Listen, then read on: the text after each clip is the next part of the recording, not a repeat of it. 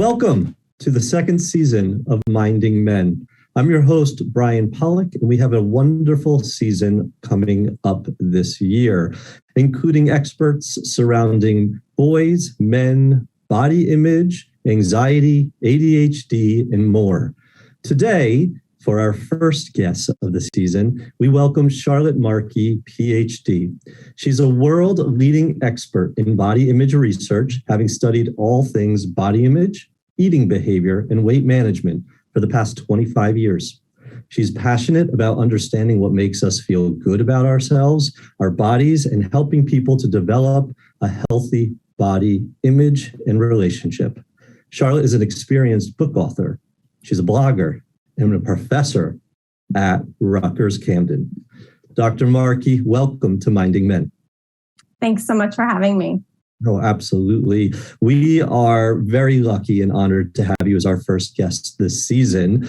Can you tell us a little bit about your work and how you got to this point? Yeah, it feels like I've been doing this forever.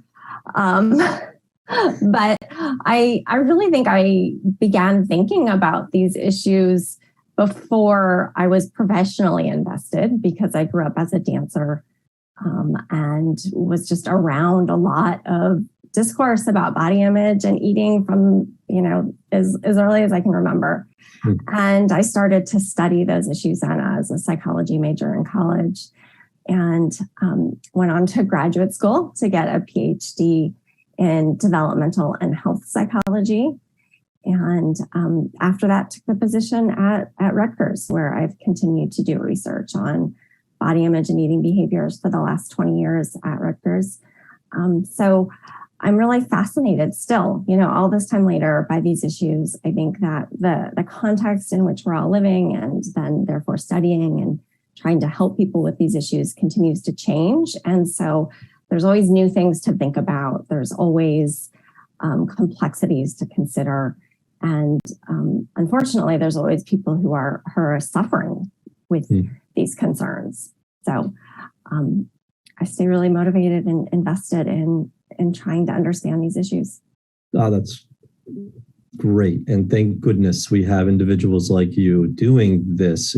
As a leading researcher, you've written books, and you really do like to get messages out there around particularly adolescents, boys and girls, as to growing up, what it's like to physically experience puberty and adolescence, and even, learning, self-learning at times, because you have these two wonderful books that you've written as well. When you look at when you first started your career, particularly, let's say, as a researcher at Rutgers, to what you are finding and doing now, what was missing back then that you're trying now to forge forward? I think two things come to mind. One is that a lot of people tend to think that body image is a superficial construct, that this pertains only to teenage girls who are privileged in some ways and concerned about their attire or something. And body image is really a much more holistic construct. It really is much more about how comfortable are we with ourselves? How do we feel in our skin? And it has such deep, deep consequences for our mental health in general, and just how we live our lives every single day.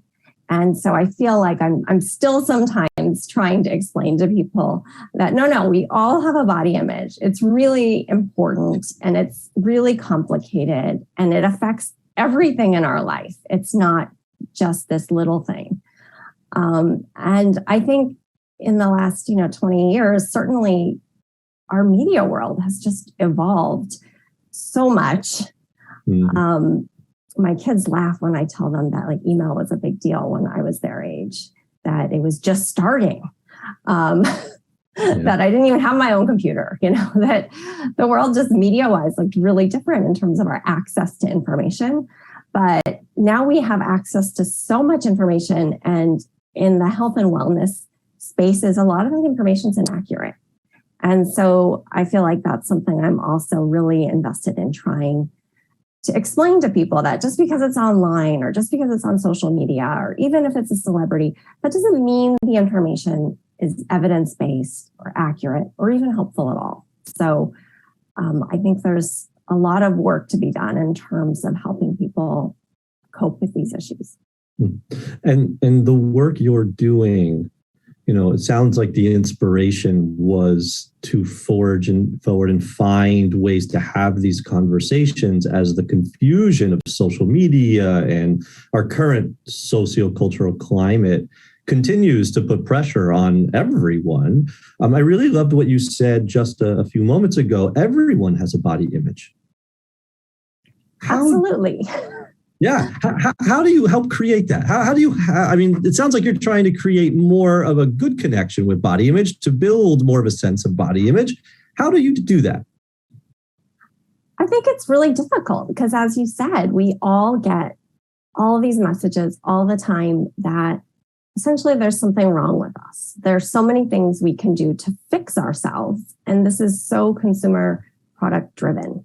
Right? We get so many messages that there's all these things we should be doing to get better and improve ourselves. And to a certain extent, investing in self-improvement is psychologically healthy, right? I would never say that we should not care about improving ourselves. But when it does come to our appearance, our physicality, how we feel about ourselves, it's really important that there are some boundaries that we accept ourselves sort of at our core of who we are, that we think, I don't have to keep trying to be someone else or keep trying to fix myself or keep buying more products or keep going on more diets. That I think there's, just these limits to what, anything else can do to make us feel good about who we are. Like that comes from within. And so I think sort of trying to shine the light more inward as opposed to on this sort of external commercial landscape, it is really important for people to see, like, I need to kind of sit with this and think about who I am and who I want to be, and spend less time trying to adhere to some other standards. When I hear all of everything you just said, I think, yeah, that's so easy as a conceptual idea, particularly for women. I think it's just much more of a conversation among female communities, even, support on a national level and a therapeutic level even. Do men have to worry about this too? Of course. I think in some ways, men have to worry about it almost more because there's so little cultural emphasis on communication and connection among men. And there's just really hardly any messaging about how men need to invest in nurturing their own mental and physical health. And I think we've known this for a long time, but we haven't really been talking about it. And people are surprised when I say I wrote a book about body image for boys, because they think that boys don't have body images, or they certainly don't have concerns about body image. But just because those concerns don't manifest exactly how girls and women's do doesn't mean that they're not there. That's a great point. What are we missing? When it comes to boys and men and body image and mental health, we're missing, I think, that the messaging encourages masculinity and stoicism. And then this manifests as a drive for muscularity and strength. And so whereas women and girls often are dieting or trying to lose weight or trying to become smaller, trying to fit almost a prepubescent sort of ideal, men and boys are being encouraged to be bigger and to be, sort of superhuman. And that carries its own set of stressors and problems. And especially when we start to see, boys as young as 6 in one study that was done in Australia saying that, they would look better if they had more muscles. And, 6-year-olds don't have muscles really. It just doesn't happen pre-puberty. So it's sort of ridiculous to see it starting so young among boys. Yeah, agreed. So much of what you said, the stoicism part, particularly, right? There's this push, of course, for masculine ideals. Many adults would maybe remember the Marlboro Man or the idea of having to be Arnold Schwarzenegger or tough. And we're seeing that more and more in so much of our movies, superhero movies particularly, and other movies around sports and gendered concerns. But stoicism I find to be something that's so interesting, because I find that sometimes we think stoicism is about shutting up and putting up. Mm-hmm. And I find stoicism actually is about regard for others and communication without hurting others, but finding a way to connect and understand with empathy. And I think we're getting it wrong around stoicism. It became this very superficial idea of just shut up, put up, and you're the better person for doing that. Mm-hmm. And I see it a lot. And it's treated actually, or shall I say, pushed upon, particularly young ones, within the sports culture, within our school culture, within our culture at large. And I'm really happy you're mentioning it, because telling our kids to just deal with it is actually not always the best medicine.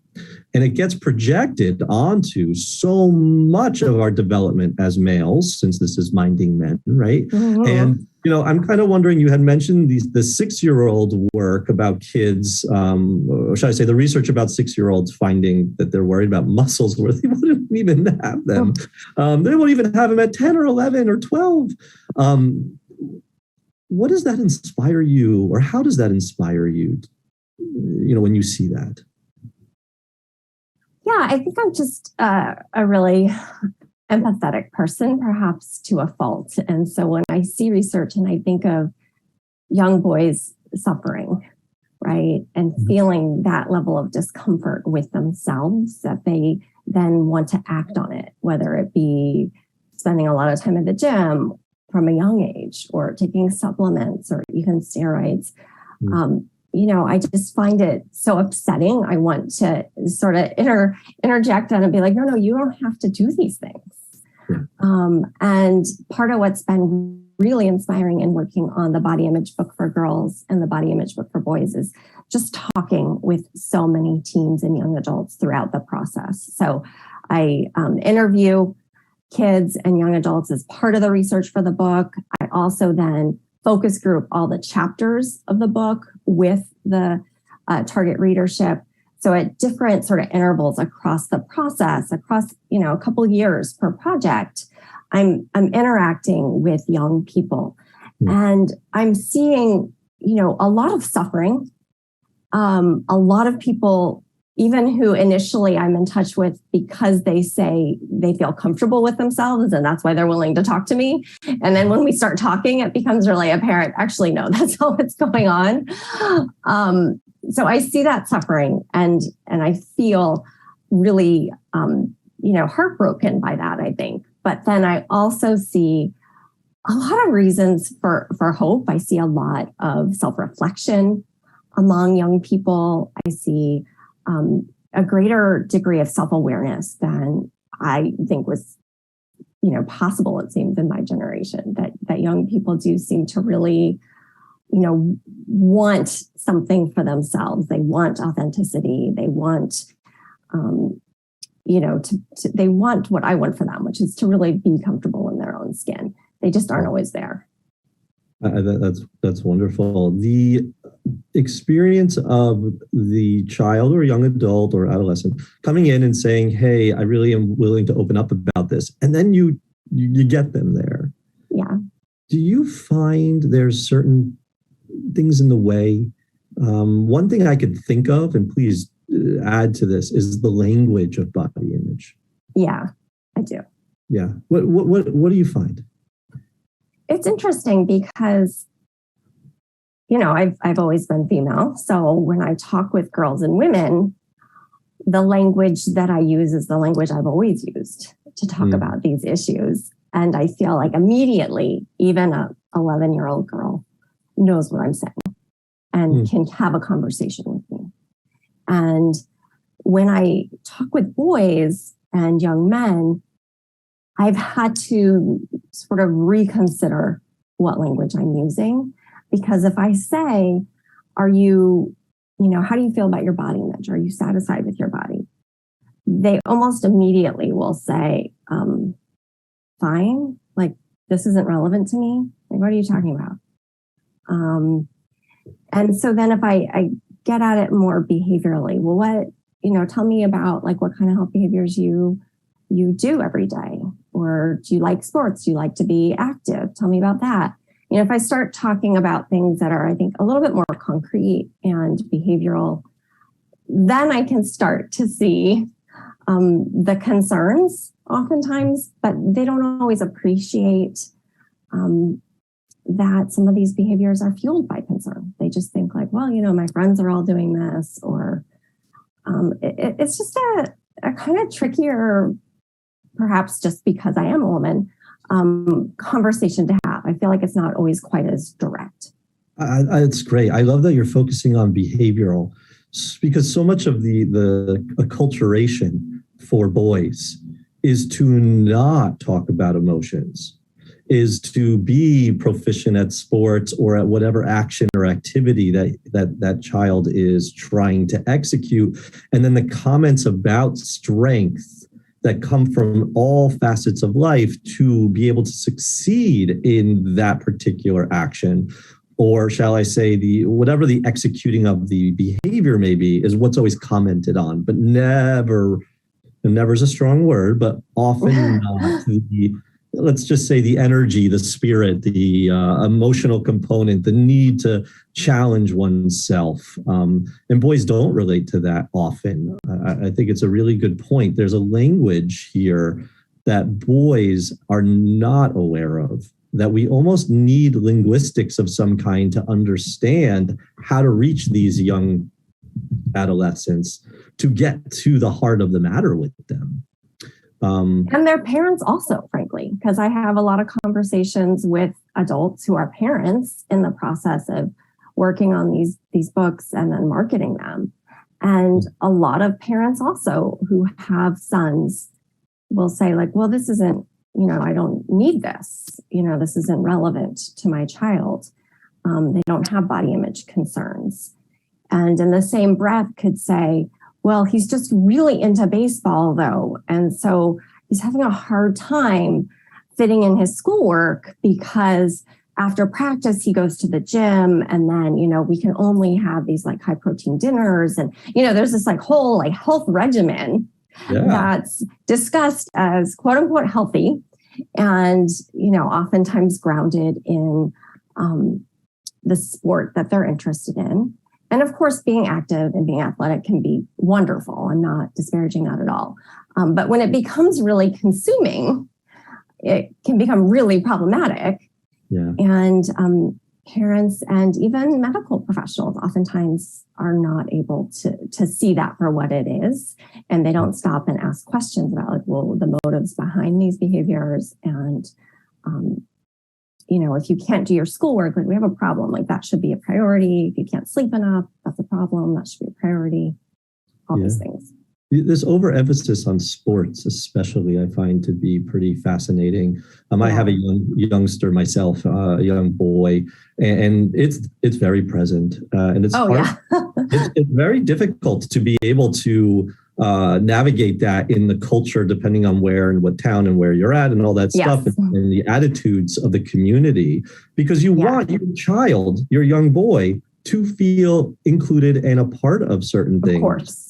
And so navigating that, and then if you are actually an outlier to that, that often will pull on a parent's sense of vulnerability, which then the parent could end up pushing or overarching, their own influence. And so we see this, and is it being put on the boy, and that's why we're seeing this, or is it actually boy culture? And I think you're right. There has to be an understanding on almost, dare I say, a separation of church and state, so that we can build some awareness One thing I really love about the work you're doing is, you encourage boys with this particular point I'm talking about. And it's hard at 6 and 7, but when they get older, you encourage them to be their own influencer. I think is great. What do you mean? What do you mean by that? Yeah, I think it's really hard when we're growing up to kind of, march to the beat of our own drum, right? Because as you say, being a part of a community or a team or a popular clique or whatever, all those things carry a lot of weight, especially in adolescence. And yet I think it's important for there to be adult voices, and in this case, in the form of a book written by adults, saying like, you can kind of do your own thing. Like if you're not good at soccer, then don't do soccer. That's okay. You're going to be all right still. And I just don't know that there's enough sort of voices in our culture that are saying like, you don't have to conform. You don't have to be trying to be in the next Marvel movie to be a successful man. Right. And I think on some level, a lot of us adults know this, right? Because many successful adults were studious. As youngsters, they weren't necessarily the popular kids who, were the athletes or whatever else. And so we appreciate that those things are not all that matters in life. And yet we want so much for our kids to feel liked and to feel safe and secure, that I think we often, want them to do what everyone else is doing. And there's nothing wrong with that. There really isn't. But I think that it's also valuable for adult voices, for authoritative voices to say, hey, figure out what you like, figure out what you're good at, figure out, your own story, and it's going to be all right. Like figure out who you are. We need more of that. There's no doubt. And so often these kids, I'm going to think right now, teenagers, so much of their experience is through media, through connecting, through not showing vulnerability or allowing themselves to be outliers to whatever the common, we'll call it heuristic or commonality of a group may be. And, how do we become media literate as a male in this crazy universe of media we're living in? I mean, the media is so omnipresent. And I think this applies to boys and girls and frankly, adults also. I have conversations with other parents all the time. And I'm, surprised at our own vulnerability also to some of the messaging that we see. But I think we need to really evaluate, any kind of media message and kind of always keep this voice in our head, reminding us like a lot of what we're seeing is not real life. Just because, especially on social media, it's made to look like reality, like it's more authentic. It doesn't mean that it actually is. A lot of what we see is, marketing. And so we need to be thinking about, well, why are the messages we see presented the way they are? Is something being sold, right? And it's not always a product. Sometimes it's a value. Sometimes it's an ideal that may lead us to desire a product. So, what is being sold? I think also we need to remember that being media literate means knowing sort of our boundaries and knowing when to put it down or to walk away from it. We all have this sense, and I do as much as the next person, of needing to constantly check things, right? It's like we're on our phone, we're on our email. It's like we have all this media to keep up with.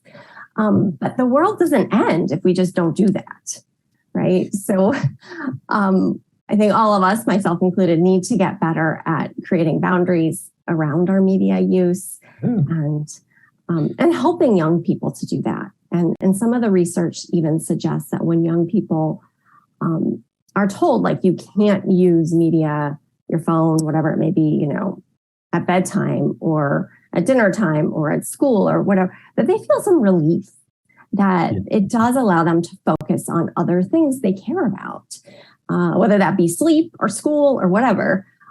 So I think it's really valuable for us as adults to help young people with regulate their media use, and then also set a good example of regulating our own use.